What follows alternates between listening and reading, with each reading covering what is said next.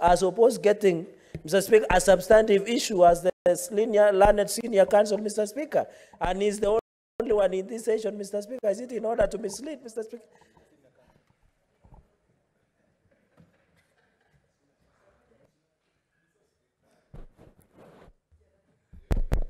Mr. Speaker, I wish Senator Cherage can be a good student who listens. And you should be a debater who also reads. You should read the 156 pages of the finance bill.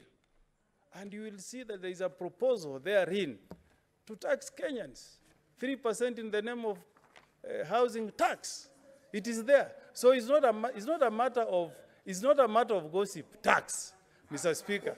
And I want to tell Senator Cherage. What's the point of order, Cherage? You know, you can't raise a understanding order number 105, Mr. Speaker, on the statement of fact.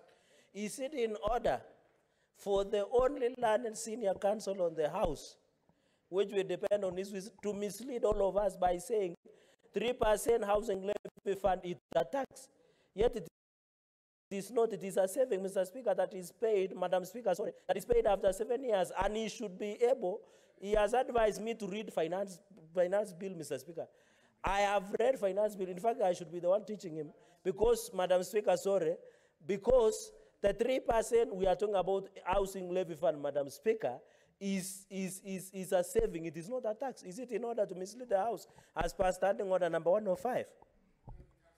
Senior counsel, do you want to respond? Yes, you know, Madam Speaker, lawyers are normally very poor with the figures.